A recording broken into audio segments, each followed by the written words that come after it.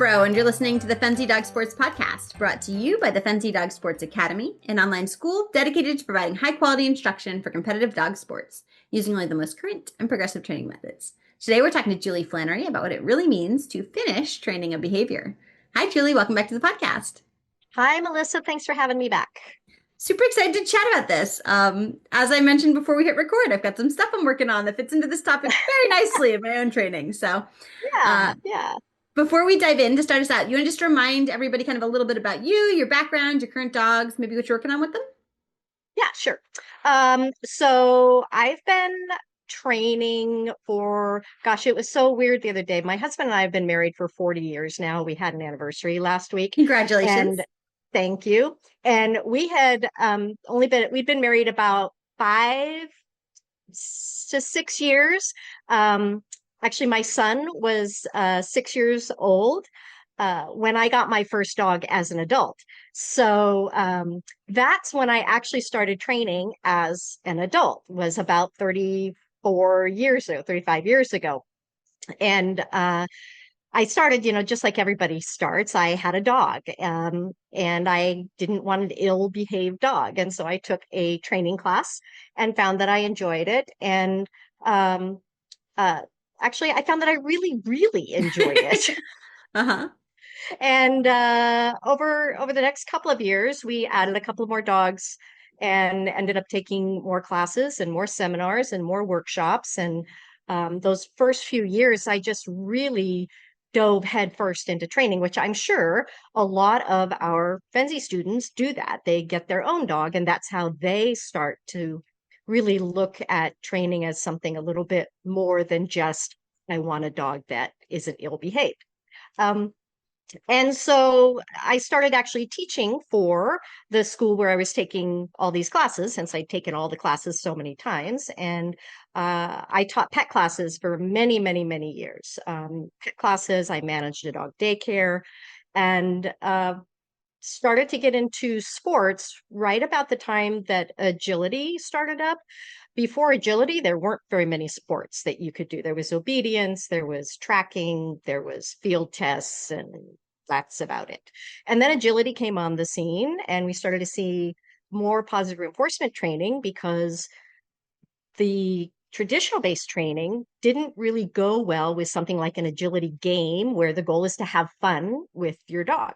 And so I started to do a little bit of agility and some obedience still. And as more and more sports became available to us, my interest and involvement in teaching and training and dog sports grew from there. So I have titled dogs in many sports. I like to try them all. I enjoy working with my dogs, and I like trying to see what they enjoy doing. About 25 years ago, so about 10 years after I started, I found the sport of canine musical freestyle and fell in love with that sport. And so that's been my primary sport ever since then.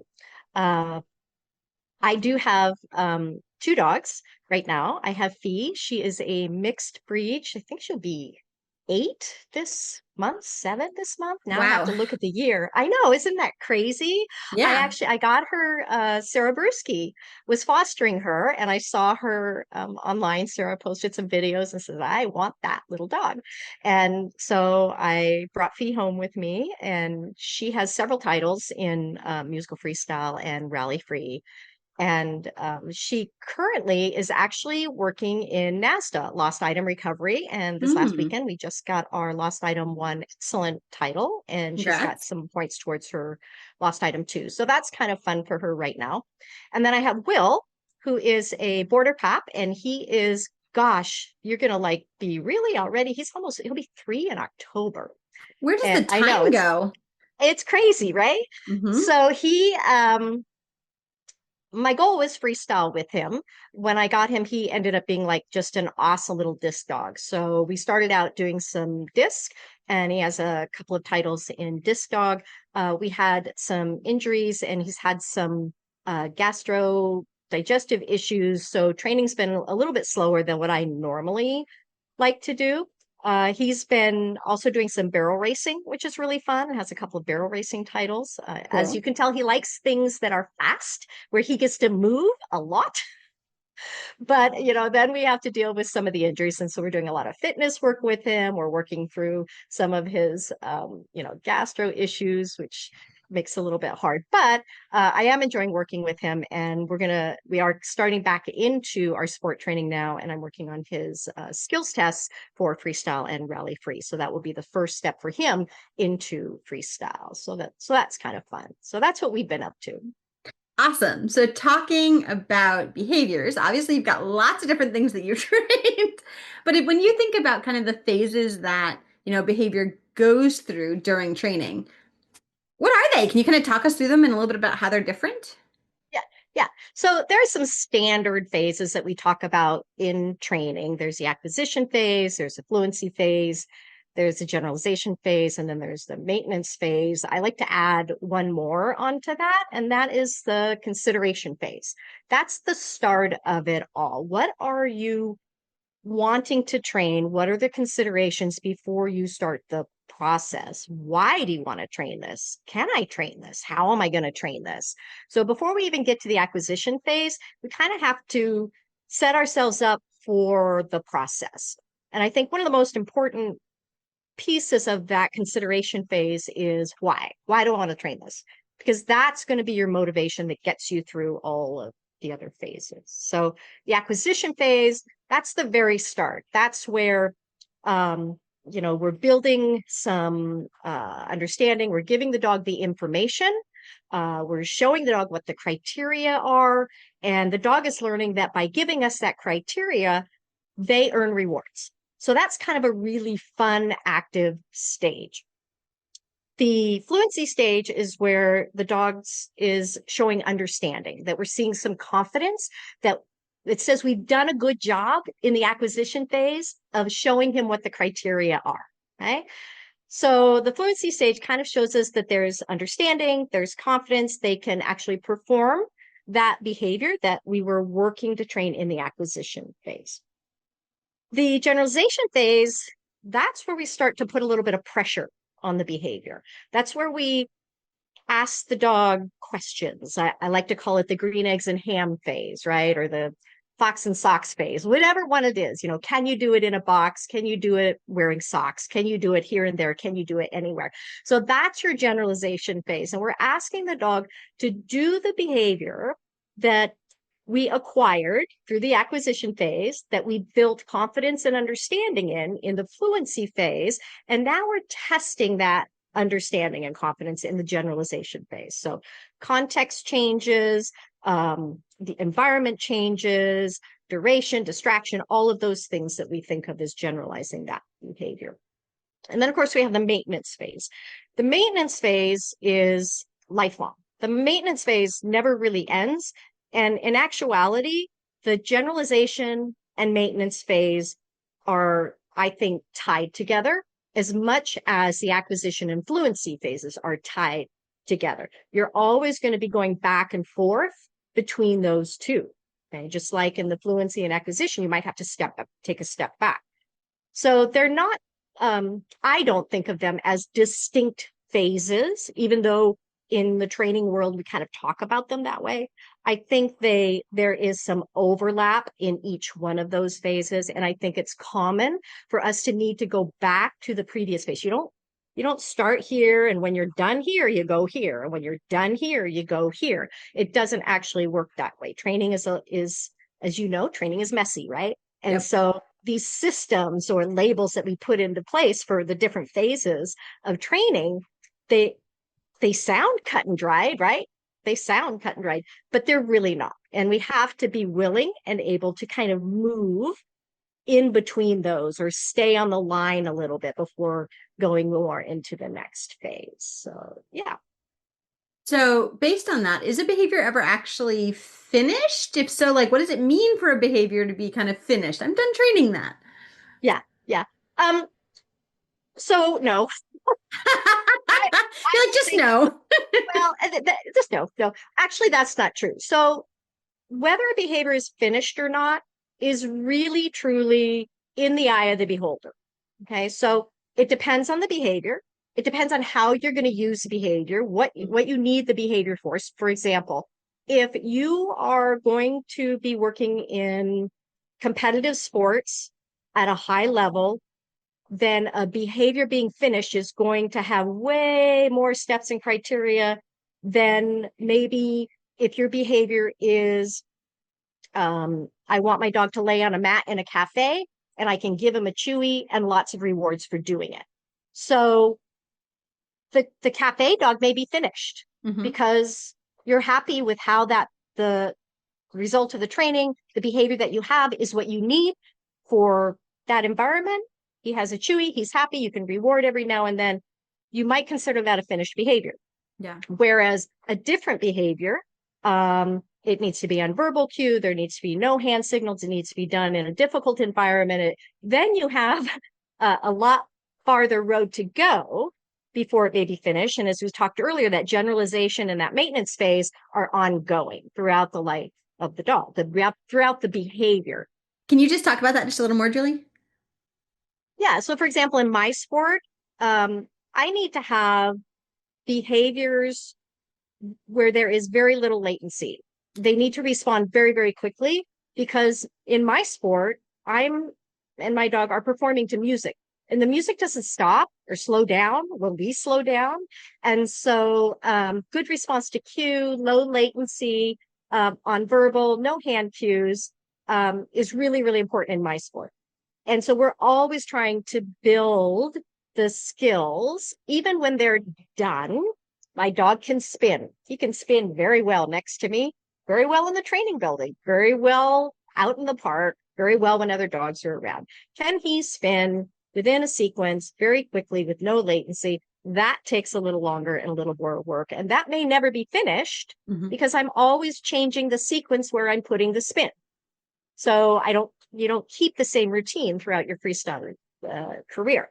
So that is an unfinished behavior because I'm always putting it into a different context or a different sequence, right? And I have a very high degree of criteria that I have to maintain for that behavior. So I can say my spin is finished because my dog will respond to cue, responds quickly, and they complete that behavior. In one sense, the behavior is finished. In another sense, the context that I need to use it in, how I go about generalizing them and maintaining them, the behavior is not going to be ever finished. You're Does that make sense? Stuff to do. Yeah, I think it does. Yeah. With that in mind, the next question makes a little bit more sense. But why do you think so many trainers kind of love that starting phase, that early stuff? Starting to work on new behaviors, but we kind of struggle to get it over that. Call it finished or call it, kind of into the maintenance phase. Yeah. Because it's magic. Because it's magic when the dog is like, oh, I get it. It's because we are working with an entirely different species. I mean, when you think about how amazing that is, that here we are communicating to an animal, having a reciprocal training process here where we can convey sometimes very complex criteria to this being that doesn't speak our language. I mean, that's magic. And the more that the reason we do that so much, the reason we have a tendency to start new behaviors all the time and maybe not go into the more difficult aspects of those other phases is because it feels good. It's magic. I swear. I think everybody out there listening knows what I'm talking about when their dog gets it for the first time or we're having success or we get into a rhythm, which is also why we have a tendency to get stuck in our behaviors because success feels good. And when we push to that next layer, to that next phase, generalization, the fluency phase, then oftentimes errors are going to occur. And that doesn't feel so good. So if we do get stuck, and we often will, because that's part of training, rather than kind of push through that, we have a tendency to start a new behavior because that feels good. And we are reinforced by that feeling of magic when the dog shows us that we have just taught them how to get that reward. Because remember the dog, that's why the dog is in it, right? To get the reward. But it ends up that we have actually uh, communicated in a way with an entirely different species and no other animal. I mean, yes, we can train cats and we can train horses and we can train exotics. We can train just about any animal out there, right? Mm-hmm. But I kind of feel like with a dog, it's kind of different. Like in the training process, we are building a relationship as well as training or teaching a behavior, right? It's Mm-hmm. more of a reciprocal process, especially in some of the methodologies we use in terms of shaping and things like that. So that's why we keep starting new things, because it feels good when we do that. And it feels good for the dog. And we see the dog is engaged and happy and enjoying the process. And once we start to move into some of those other phases and we start putting a little pressure on the dog, on ourselves, on the process, on the behavior, then it's not quite as fun as it initially felt. And So so that's why we kind of do that.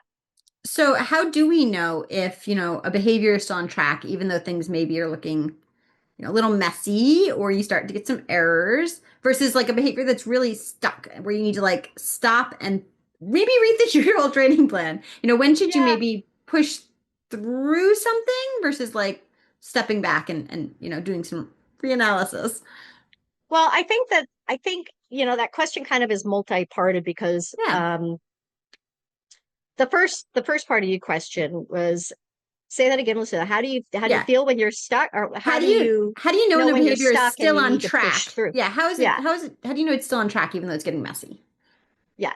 So one of the things that we have a tendency to do is we are often the culprits in getting behavior stuck. Okay. We have because of what I just said about it feels good when the dog is succeeding and everybody's engaged.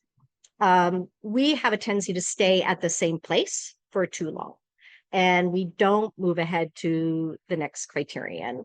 And the dog is being reinforced over and over and over again. And that is a really easy way to get stuck. Um, so the first thing you want to do is kind of look at, have I conveyed to the dog next steps and have I done it in a way that is easy for him to be successful? So have I split the behavior down in a way? Oftentimes I like people are surprised, I think, when I say I only want to see maybe 3 or 4 good reps that show understanding of that criterion before I increase my criterion, increase to the next criterion. I don't do 6, 7, 8, 9, 10 reps. I can always drop back down. But if I get stuck in this asking for the same thing over and over and over again, the dog is going to get there. So that's one thing I want to look at is, am I the culprit? Am I the one that got Mm-hmm. the dog stuck there by repeating the same criterion too many times if it has lots of criteria within the behavior within the steps? I want to go back though to, you asked on the first part of that question though, you asked about how can you tell if When it's really stuck? Is that when, so yes, the if it's, go Yeah, ahead. go ahead. I was gonna say the whole question was, how do you know if a behavior is still on track, even though it gets a little messy? And then how do you know when a Right, behavior is, genuinely stuck and you should maybe right. rethink your training plan? So the way you know if the behavior is still kind of on track, even though it's a little messy, is the dog engaged? Is the dog willing? Is he wanting to give you more? Is he showing you that he's trying to get it right? Hmm. Because if you have that, even if it's a little bit messy, um, in general, if you do your part and maybe take a couple steps back, you can work through that challenge. Once the dog starts to disengage, though, starts to get frustrated, starts to um, throw other things at you, those are all clear signs of a lack of understanding. It's not that they're unwilling, it's that they're unable because they don't have the information they need to drive the behavior forward. So that's on us, but we have to be able to recognize that. If the dog is engaged, though, if they're happy, if they're trying, they're getting it right most of the time, but sometimes they're not, it's still kind of on us, right? Because it just says we are not being as clear as we could be to take the dog to the next step. So yes, we have to sit back and rethink. I think that most all of us have heard or said, and as trainers, I know FDSA trainers, we all tend to say 2 errors in a row, take a step back, right? When we're working with specific criterion. So we say that, but sometimes we don't always do that, do we? Right. We're like, okay, well, you didn't get it that time, but let's try again. Okay, let's try again. And suddenly you got 6 reps in and you've been asking for the same thing 6 times, and the dog has been failing 6 times in a row, but they're still like, I really want the cookie, so I'm going to do it again. I mean, we have to at some point kind of follow our own rules and say, yes, he's trying. Yes, he's working hard, but man, 6 reps of the incorrect response is not training, right? If you're not progressing, you're not training. So we want to make sure that we are assessing not only each rep, but assessing the number of times that we've asked the dog the same criterion. And that's true for both what I said earlier about if they've done the exact same thing 5 times in a row and it's correct, then why are you asking for it a 6th time? Let's go ahead and ask for something more. If you're asking for something 5 times in a row and it's incorrect, why are you asking for it again? Right? It's the same answer on both of those questions.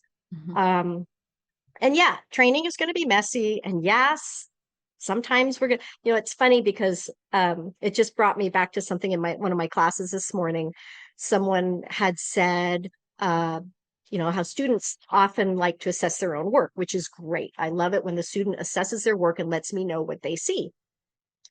And she was saying that, yeah, he's doing really well, but boy, my marker timing is off and I didn't have a clicker and my food is all over the place and I didn't really, and I bet that would really help that if I clean some of that up. Yes. Yes, that will really help because all of that is how we communicate to the dog. And what we're really saying is if I clean up my communication, maybe my dog would understand better, right? If I'm talking to you and you're not understanding what I'm saying, it's not on you to figure that out. It's on me to be a little bit more clear. So yeah, it is messy. And we do get caught up in the training process, in the session itself with doing the reps and getting through, and then all of a sudden things go awry. But we don't, instead of taking a step back and saying, geez, I've done 5 reps in a row and I'm getting the exact same thing, either good or not so good, we need to step back and say, all right, what do I need to change to push this session forward a little bit? So thinking about that, right? Like, so if progress has stalled and you mentioned like you've gotten, you've done 5 or 6 reps of the same behavior, whether that's good or bad, how do you figure out the issue is criteria shift, if it's the mechanics, if it's motivation, if it's, how do you start to diagnose what maybe is stuck there and get it back on track? So a very smart man once said that when training goes awry, you should look at reinforcement, criteria, and timing. And that, of course, was Bob Bailey. And what he's referring to are the reports. What are we providing to the dog? Are we providing enough value, rate of reward, value of reward to keep the dog wanting to figure it out? Timing. That's the timing of our marker. Are we clear to the dog why the reward is being earned? The dog can't give us a behavior and earn reward if they don't know why it's being rewarded. Okay. And then the last one is criteria. Is our criteria too high, too low? Can we adjust that criteria to get better rate of success? So whenever I struggle or the dog is struggling, I look at those 3 things. And the first thing I usually go to, I won't say the first thing, but oftentimes I'm pretty confident most of the time that my timing is good. I'm fairly confident that my criteria is appropriate, though that's not always true. The easiest thing to change first, though, is your reinforcement, your rate of reward and your value of reward. If you change that and you see improvement, then you know that's what it was. If Fair you enough. don't see improvement, now you have to look at either timing or criteria. And I would look at criteria first. I would lower that down to what you know your dog is going to be successful at. And you base that on your previous reps or previous sessions, right? My dog did it great when I had the criteria here. And then you start to build up from there, ensuring that your timing is good in both your delivery and your marker. Delivery is another thing that you can change to make things more clear to the dog. So where and how you deliver your reinforcement can convey information to the dog and can set them up so that they are more likely to be correct on the next rep. Changing your environment can absolutely help the dog be more correct on the next rep, because that's always going to be our goal. How do we help the dog be correct on the next rep? Because success begets success. So that's always going to be our goal. So, when you start to think about, some of the other stuff that maybe goes wrong, what role does frustration play, for dogs and handlers when we're kind of working through some of those rough patches when maybe the thing that we're seeing isn't exactly what we want? Yeah. You and I had a little bit of frustration getting started for this session today, right? We couldn't get the mic and camera to work. And so I was feeling quite frustrated. But really, when we're working with our dogs, and even, this is true when we're working with other people. If I were working with you, but when we're working with our dogs, frustration, or when we observe frustration, either in the dog or in ourselves, it acts as kind of a yellow light, a yield sign that says, we don't want to push farther. Frustration is the manifestation of a lack of understanding. So when we see frustration, when we feel frustration, the first thing you want to do, I won't say the first thing you want to do because there are a lot of things you could do, but the goal is to eliminate that frustration, right? Mm-hmm. So we're not going to continue what we've been doing. We can't continue what we've been doing because that is only going to maintain or increase the frustration. Mm-hmm. So we need to take a break. We can end the session. We can go into a game. We can reward anything and everything to get the dog's energy and engagement and buy-in back up. And both of us feeling better. The goal is, if you're starting to feel it, that's your yellow light, that's your sign, that's your yield sign that says we need to change something to change the emotions here. Because nobody is going to want to keep training if that's the way it makes you feel. Mm-hmm. So it's up to us to recognize that and start to change both of our feelings. And that might be cueing something easy and give a ton of rewards. It might be going to a game of football. It might be a food scatter. It might be a game of chase, and then into maybe an easy behavior. Could be any number of things, but the goal is to eliminate or lower that frustration to a level where the session becomes enjoyable again. So if we're thinking about some of the more complex behaviors, right? Like I know right now, for example, your Joy of Healing class is happening. I was talking to Amy Miller earlier today about the class. How I do love you? my Joy of Healing I class. know you do. How do you like maintain enthusiasm while you're increasing precision or reliability? Like, what does that look like? For some of these more complex behaviors, we're thinking about that from the higher level training perspective. Right. So there are a lot of things to do and there are a lot of things not to do. The more you can break down a behavior, the less difficult it is. The more difficult a behavior, the less likely you are to have that animation and excitement and joy. So making sure you're breaking down the behavior in appropriate pieces is one thing that you can do. You need to have that accuracy and precision, and you need to have that animation and energy and joy and all the things we want to have our dogs. And it's okay. I do this in my Joy of Healing class because healing is a very complex, very difficult behavior for a dog to do and for a handler to teach. So I actually separate those two pieces out a little bit and I allow for, I won't say lesser accuracy or precision,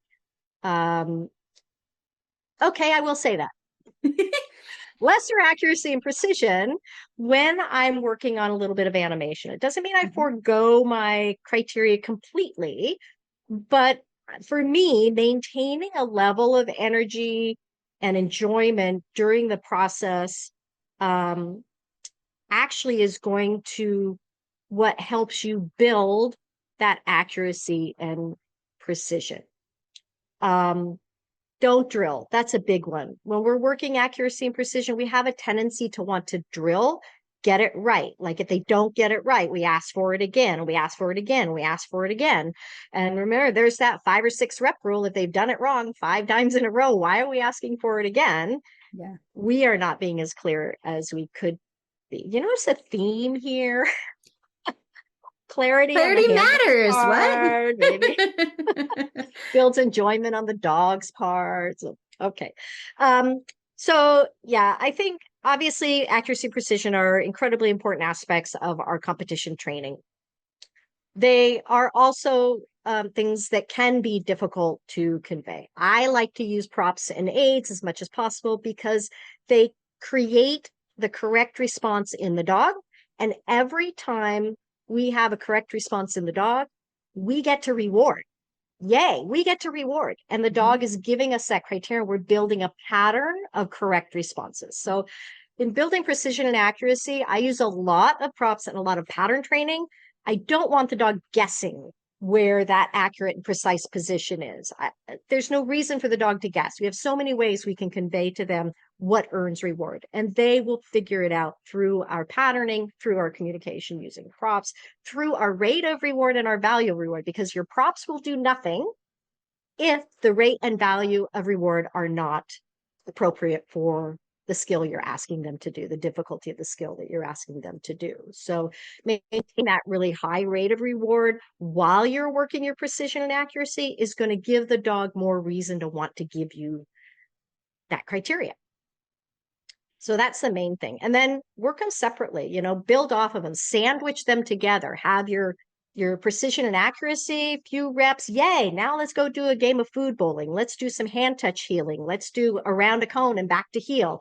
Sandwich those 2 pieces together once you work them separately, and the dog will put them together. So that's how I work my healing program anyways. I want the dog to be happy, animated. I want him to be engaged. I want him to choose to heal with me there. And so it's my job to make sure that I'm not drilling, that I'm not overfacing them, that I'm not creating frustration, that I'm being clear in my criterion using different props or whatever I need to do to convey that information, and then keep my rate and value of reinforcement high. And I think you'd be really, really happy with the result of that.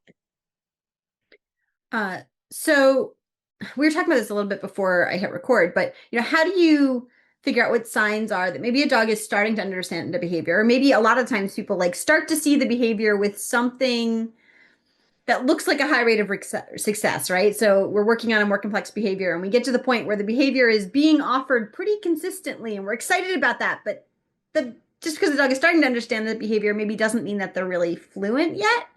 How do what signs that we're kind of in that spot and maybe not at the point where we would like to think, where we can start being cool, we can name this and we can call it done and we can, we're getting it, we're done. Yeah. And actually, Melissa, I think it'd be really good if you gave the example that you gave me. So go ahead. So Huey and I are working on his rebound behavior, and I can get that rebound behavior with a high degree of success, right? So if I set it up right, we can get that behavior with food, and I can get that behavior, 5 times out of 5 in that setup. But if I work on that behavior and then go work on something else, like just jumping over a leg, now suddenly he doesn't remember the rebound behavior and he'll offer me jumping over a leg. Maybe because it's less effort, maybe because he doesn't understand, right? For whatever reason, we lose it. There's a lot of reasons. Yeah. So he definitely doesn't have the behavior to your definition of fluent yet. Right. But we want to get there. So what are some signs maybe that's where somebody is with the behavior, I guess? Right. So remember we talked earlier about how those phases can overlap sometimes. And my definition of fluent is the dog showing a level of understanding. And what you described to me is he is showing a level of understanding, but he isn't showing the level of understanding in all of the contexts that we're going to want him to show it under. He's showing it under a very uh, defined set of circumstances, Yes. right? Mm-hmm. So he's fluent in that defined set of circumstances, correct? We could pretty much count on it. You said 7 out of 7, 7 out of 8, whatever. We can get that behavior. That says to me the dog understands the behavior. But then we started adding a little more pressure onto that. Maybe a new context. Maybe it's right after the leg jump, which is more fun and more fluent, more reinforcing. And so now that we lose some of that understanding or the ability to give you that behavior. So that's where we look at where those two overlap, the fluency and the generalization. And we very gradually have to add little bits of pressure. And we look at what are the times, like you gave a very specific example of once you start jumping the leg, then the rebound goes away, right? Mm-hmm. Well, let's look at those two behaviors. To me, it makes perfect sense that you would lose your rebound if you're training both of those behaviors back to back or in close proximity to each other, because they're very similar behaviors, right? The dog is doing a lot of the same things, albeit a little bit different. Yep. And I would guess that the reward placement is very similar also. The context is all very similar. And so that can be really, really difficult for the dog to discern. So for a bit, I would not train those two things back to back or together because that's where you're having the issue, right? Yep. Then I might train the rebound with another behavior if you're doing well there. Maybe throw in one jump. If the dog struggles, go back to just the rebound. Reinforce at a higher rate or a higher value. Maybe lower the reinforcement value or rate on the jumps, right? It may be the dog has so much value in the jumps, even though you're cueing the rebound, he's like, yeah, no, I think I'm going to do this one instead because that is way more fun and I get paid way better. And I've got the history of that reward is like sky high. And that rebound is really hard compared to the jump. So I'm going to opt to jump here. It may not be a lack of understanding. It may be a choice. Yeah. The dog is making given those circumstances. But either way, if that were happening to me, I would probably break those two apart for a while, see if I can build up more generalization for the rebound before I added the jump back to back to that. You'll get there. You will get there. It's just you're not there quite yet. So there's no point in continuing to do that if you're not quite to that point. Does that make sense? Yeah. Yeah. Yeah. Makes a lot of sense. All right. So if somebody listening to this, I'm going to avoid raising my hand. If somebody listening to this has a long list of partially trained behaviors, they're kind of sitting on the shelf. They've been working on them maybe on and off. But what's the first thing you'd encourage them to do to start moving one of those towards completion, to actually pull it off the shelf and, dedicate themselves to getting it over that finish line? Yeah. I am the queen of unfinished behaviors. Do we have a support group for that? We need one. Yeah, we do need one. And again, we've talked about the reasons why that is. Sometimes it's not only is the process of training or moving forward to the process of training, not only is that difficult for the dog, that's hard for the handler, right? We have to plan our sessions. We have to figure out what we're going to do next. We have to move into a harder phase. But really, I think the biggest thing is going back to that consideration phase. Why?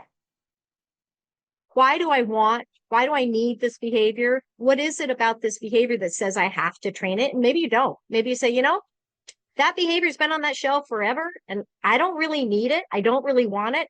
But this one over here, this one piques my interest. So, basically find your why, figure out what it is. Why is it that you want to train a bit? Choose one. I don't know. Give me 3 behaviors and I choose one. Yeah, that's not very fun. It's not very. Why is it not very fun to train? Well, the last time I did it, he had a lot of failures. Okay, well, let's just pull it down. Let's see where he's at. Maybe all you do is say, okay, here's a list of 3 behaviors. I just want to see where my dog is at on these 3 behaviors because I haven't worked them in a while. One of those behaviors is going to stand out to you. One of them is going to be like, that was a lot more fun to train than these other 2. We all have different motivations in what behaviors we're going to train, right? Some we need for competition. Mm-hmm. Some we want to show off to friends and family. Some are safety issues. Some, Yeah. recalls. We got to do that recall, right? And so I think first off, find your motivation. Um, and that will help a lot in determining which of these behaviors. And again, I will tell you, matter of fact, I have a sign over here and I wish that I could read it, but I've got my wrong glasses on. Um, but basically it talks about the fact that if you're not working through your dreams every day, if there's something you want and you're not working towards that end goal every day, then maybe that end goal isn't as important as you once thought. Mm, So sometimes there's some, you know, you have to look inward and yeah. say, what is it I really want? Do I have to train that behavior? Do I have to do this particular thing? We all have our motivations and our whys, and sometimes we just have to figure out what's important to us. And Yeah. if it's not important, that's okay. That's okay. If it is important, then what we're going to do is we're going to take that down and we're going to make it as easy as possible for both you and your dog. We're going to build as many successes early on as we can for both you and your dog to make it more enjoyable, because we put it up there for a reason, right? We put Yeah. it up there because we weren't having a good time training it. So we have to bring that back down and we have to rebuild that fun and that joy, enjoyment in training it. And that means making it easy, making it fun, and then build your progress from there. So we're talking about all of this because you've restructured your 6-week class, your mission accomplished class, into a 3-week format. So can you talk a little bit more about about the class, first of all, like what is it and what you're covering, and then like who might want to sign up? And I think it might also be useful if you talk a little bit about what kind of behaviors people could maybe work on. Sure. So the Mission Accomplished class I put on the schedule several years ago because exactly this. There were a lot of people, and myself included, where we would get behaviors started Mm-hmm. and we'd have a lot of behaviors started, but we wouldn't have them finished, or they'd be almost finished, but we weren't taking that next step into completion, generalization, maintenance phase. Mm-hmm. They were not useful to us. Now, granted, some people, that's okay. Training is part of enrichment for their dogs. No reason to finish anything if the process itself is enjoyable. Yeah. But others, we like to complete the behaviors. Maybe we are going to compete and we need these behaviors to compete. Maybe they are safety issues and we need these behaviors to make sure our dog is safe. Maybe they are our enjoyment of life behaviors, where I want to go Mm-hmm. take my dog to a cafe and have him do a down, stay on a mat while I drink my coffee and not spill my coffee everywhere each time he pulls on the leash. So, um, because I felt there was a need for people to, I don't know, have a place that they could be supported, they could be coached to get through like you said, the rough spots. If you don't know how to get past the rough spot, that's a reason you might put it on the shelf, because you just don't know what to do next. Yeah. So I wanted to provide an experience for people that could come into a class, have behaviors that they started, either got stuck, didn't know how to complete, for whatever reason, weren't able to complete those behaviors. And I would help them look at that, find their motivation, and help coach them through the rough spots so that they could finally say, mission accomplished. I finished this behavior. Finished as in what that means to the handler. Yeah. Finished as in ready for competition, or finished as in ready for the cafe. Finished as in ready for, competitive obedience, or finished ready for therapy work. That's up to the handler, right? Mm-hmm. Where we go with the behavior is not the same for everybody. It's not stagnant. So that's what this class, it's basically a handler's choice class. I do have several lectures, I think 15 lectures, that talk about some of the things we've talked about today. They also talk about some processes, putting a behavior on cue, building duration, all of those things. So they have a list of lectures they can refer back to after the class is over. But then during the class, we are actively working on the behaviors that you would like to continue to move forward on and complete. So Mhm. handler choice driven, bring your behaviors. I will help coach you through the rough spots. Awesome. Are there any limitations on the types of behaviors that people can play with? Um, yes and no. I mean, I'm not an expert in all in all dog training fields. There are activities, there are sports that I do not know anything about. Um, so I am good at problem solving and training. Uh, but ideally it would be maybe something that I have taught before. You've taken classes from me before. You want to finish out those behaviors.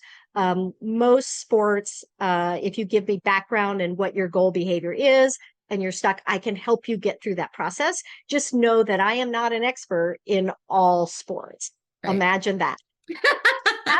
I You've will done a tell you lot of though, that them, though. You have done a lot of them. I have done a lot of them, and Yeah. having a background in freestyle actually really helps me be good at problem solving, how to train behaviors, because uh, you know, the type of behaviors that I can train for freestyle is literally endless. I Mhm. get to choose the behaviors. I can train anything I want. I can train as many things as I want, which I do.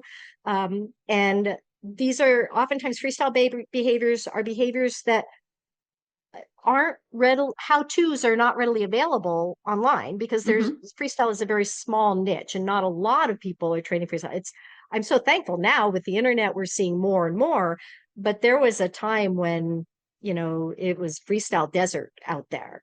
Yeah. So a lot of us that are in freestyle have gotten really good at problem solving and figuring out how to train behaviors efficiently, because we have to train so many of them, and we have to train them fully to verbal cue with no latency and all of that. So, Yeah. between that, I in this class, matter of fact, right now in my Joy of Healing class, I have a student um, who in their country, the criteria for healing is very different than what I'm Mm. used to. Mhm. And she's doing it for a type of field work where the head shouldn't be up, where the dog should be wide, where the dog is free to look around. So that's a very different criteria than what Yeah. I'm teaching in class. But she and I are working together to come up with the exercises, or adjust the exercises so that she can get what she needs for her sport, yet still have some of that animation and joy that she also wants to teach her dog while healing. That's awesome. Yeah. So we'll figure it out. Bring us what you got. We'll figure it out. Awesome.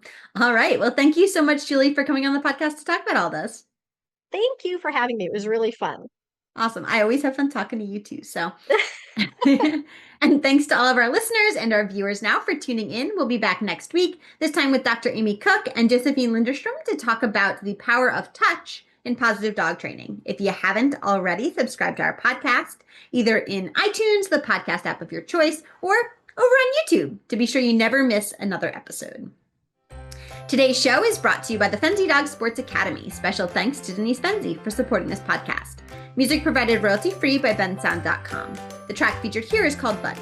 Audio editing and video editing provided by Chris Lang. Thanks again for tuning in, and happy training.